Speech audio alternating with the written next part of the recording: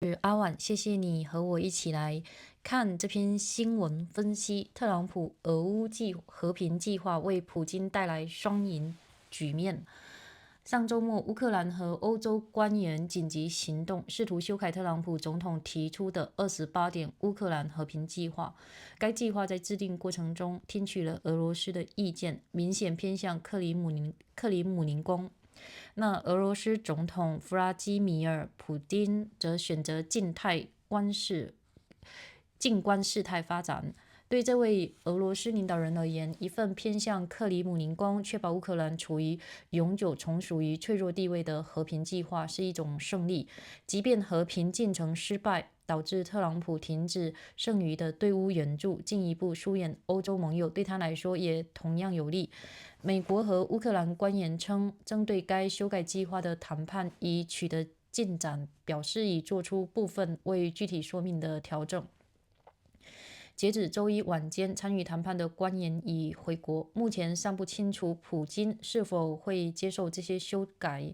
上周五，这位俄罗斯领导人在与国家安全官员举行的视频会议上表示，这份28点计划可以作为和平解决方案的基础，但需经过实质性且有意义的磋商，否则俄罗斯将继续通过武力在乌克兰推进自身主张。普京警告称，更多乌克兰城市将被俄军攻陷，或许不会如我们所愿那般迅速，但这是必然趋势。他表示，这种方式我们同样可以接受，因为俄罗斯愿意通过武装对抗来维护自身利益。他的言外之意是，他的威权体制让他拥有比对手更耐久的资源和意志。西方正在与弗拉基米尔·普京进行忍耐力的比拼，看谁能承受更多痛苦。卡内基俄罗斯研究中心主任亚历山大·加布耶夫表示，在这场较量中，普京本人及他所建立的体制都将坚不可摧。加布耶夫指出，俄罗斯方面同样意志坚定，但他们资源匮乏，面临军事人员、武器装备和资金短缺的困境，同时还缺乏西方世界的统一支持。普京持续发动战争的能力并不受限制。俄罗斯经济正陷入困境，尤其是石油收入大幅下降，而特朗普政府近期实施的制裁更是加剧了这一局面。莫斯科通过征税来支撑战争开支，并削减了明年的军事预算。尽管俄军目前占据攻势，但推进缓慢，却付出惨重的人员伤亡和物资损耗代价。即便如此，普京仍认为，相较于乌克兰，时间在自己这一边。他似乎对和平进程的成败都持无所谓的态度，但乌克兰总统泽连斯基却深陷多方面的巨大压力。特朗普正逼迫他最晚周四前接受这份和平方案。乌克兰方面的战局持续恶化，泽连斯基因不断发酵的腐败丑闻在国内支持度下滑，且乌克兰维持国防与经济运转的资金即将耗尽。对于是否动用数十亿美元俄罗斯资产援助基辅，欧洲盟友始终犹豫不决。特朗普近期也再度对乌克兰出口恶言。上周末，特朗普近期也再度对乌克兰口出恶言。上周末指责泽连斯基对我们的付出毫无感激之情。此前双方磋商形成的28点计划，凸显了普京在战争问题上寸步不让的立场。如今，乌克兰及其欧洲盟友正全力推动对该计划的修改。克里姆林宫外交政策顾问尤里乌沙科夫周一表示，俄罗斯认可并该计划中的多项而非全部主张，但需展开详细磋商。他还称，目前流转的欧洲提案不具建设性。这份28点计划的大部分条款都反映了普京长期以来的核心诉求，其中包括以法律形式永久禁止乌克兰加入北约。即便如此，普京是否会接受计划的原始版本仍不明朗。部分次要条款相较于克里姆林宫此前的提案有所退让，例如将乌克兰军队规模上限设为60万人，而2022年谈判时，俄方提出的上限仅为10万人。在上周五的讲话中，普京将这些调整包装成己方的让步。他表示，今年8月在阿拉斯加与特朗普会面时，美方面曾请求俄方展现灵活性，而他当时表示已经准备好这样做。普京所指的很可能是领土问题。俄罗斯谈判代表已放弃最初要求乌克兰交出2022年俄方吞并的全部4个州的诉求，尽管俄方实际控制区并不涵盖包括2个首府在内的广阔区域。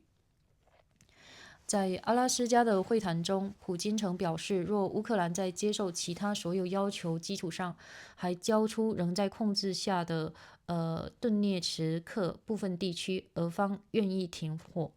此次28点计划明确要求乌克兰撤出该区域，该地区将被认定为俄罗斯领土的非军事区。由于普京在俄罗斯国内一直将这场战争宣传为拯救顿涅茨克及毗邻卢甘斯克地区俄族民众的行动，但无法夺取顿涅茨克剩余土地，他很难向国内民众宣告战争胜利。目前，卢甘斯克已完全处于俄罗斯控制之下。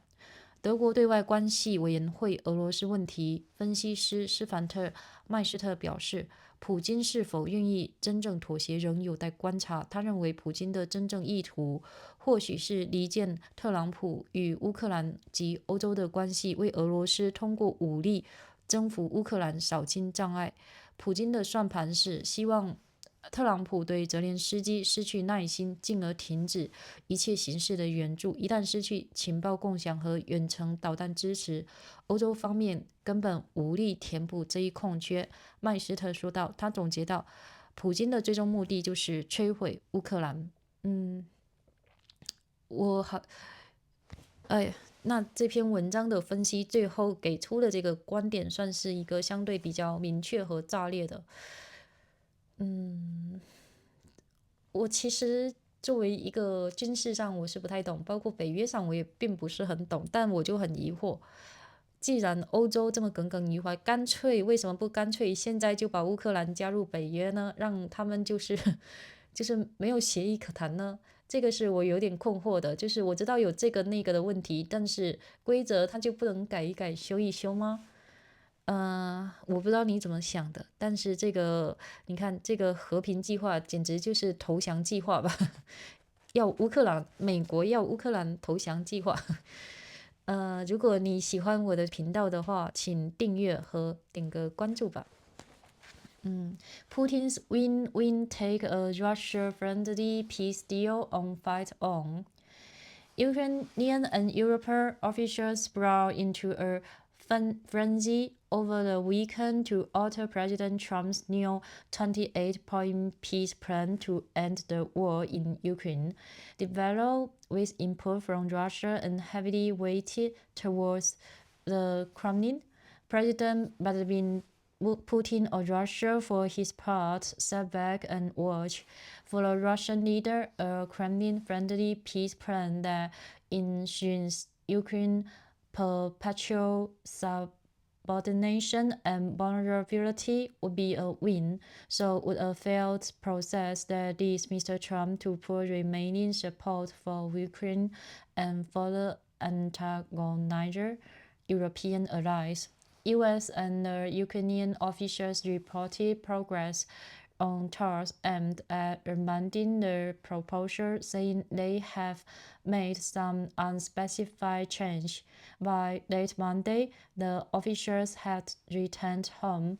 It is unclear if Mr. Putin will accept those changes.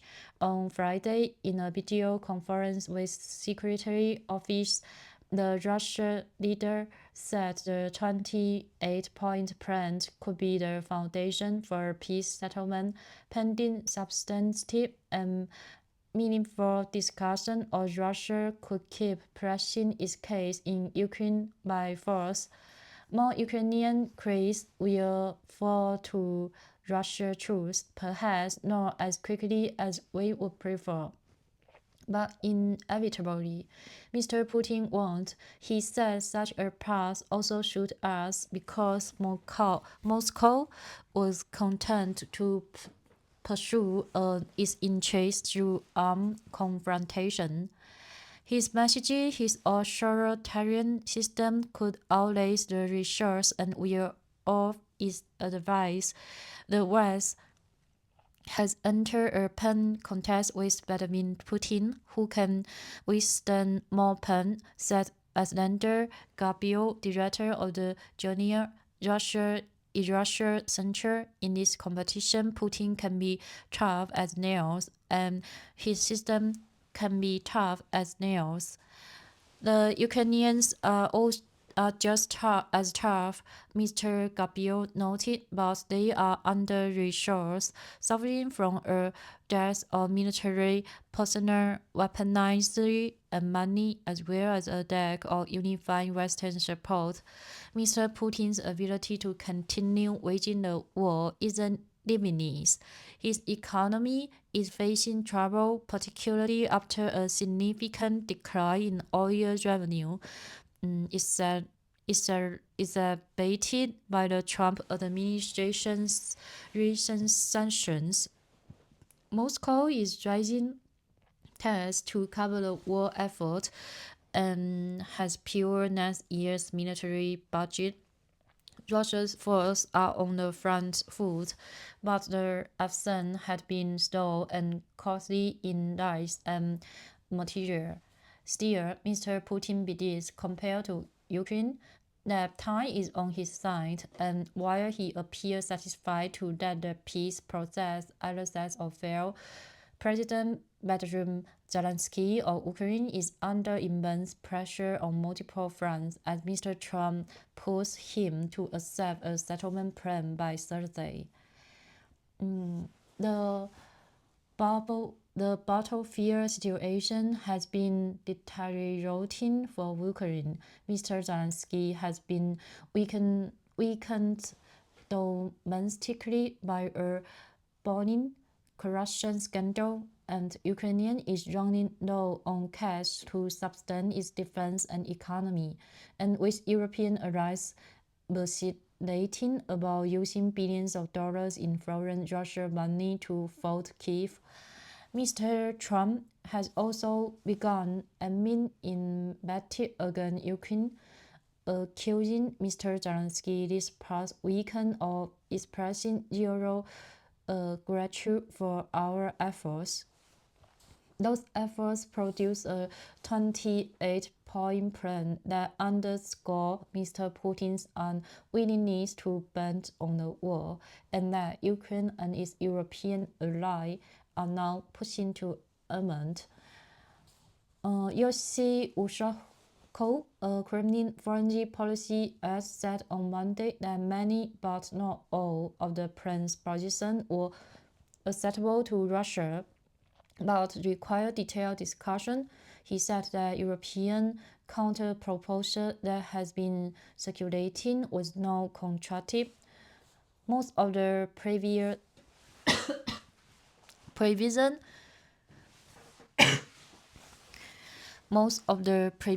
in the 22 proposal reflected Mr. Putin's long-standing demands, including a legal regime ban on NATO members for Ukraine. Still, it is not clear that Mr. Putin would accept the plan even in its original form. Some smaller points represent a calm down from previous Kremlin proposals, such as a cap on Ukraine military strength at 600,000 barrels, the 100,000 that Moscow proposed in 2022 talks. In his remarks on Friday, Mr. Putin spoke it as if he had already made concessions. He had that When he met with Mr. Trump in August in Alaska, the Americans have asked the Russians to show flexibility and that he was ready to do so. By this, Mr. Putin was most likely referring to the question of territory. Russia's negotiators dropped their initial demand that Ukraine hand over the entirety of the four regions that Moscow announced in 2022, even though Russia doesn't control huge portions of the land, including two regional capitals. In Alaska, Mr. Putin expressed a willingness to stop fighting if, in addition to accepting his other demands, Ukrainian hand over with the part of the Donetsk region is still holds. The 28-point plan calls for Ukraine to withdraw from his territory, which would become a demilitarized zone recognized as Russian land. Because Mr. Putin has portrayed his war domestically as a rescue operation for the Russian-speaking people of Donetsk, the neighboring Luhansk, and it would be difficult to sell a victory at home that does not result in the capture of the rest of the Donetsk. Russia already controls Luhansk. Stephen Mustier, a Russian analyst at the German Council on Foreign Relations, said it remains to be seen whether Mr. Putin would be willing to compromise. Mr. Putin could be, Mr. Trump, Minister said to save Mr. Trump from Ukrainians and Europe's, leaving Russia with an earlier path to subject Ukraine by force. Putin's calculation is he hopes that Trump gets frustrated with Zelensky and batteries with any kind of support, and if there is no intelligence sharing or long-range missiles, the European can't replace it, Mr. Minister said. Ultimately, Mr. says Mr. Putin wants to break Ukraine. Okay, finger crossed for the Ukrainian, and thanks for your listening. If you haven't subscribed me, just subscribe me and make a dice for me or make a comment about the thoughts you think about the Ukraine and Russia. Wishing you have a good life fully with happiness and joys.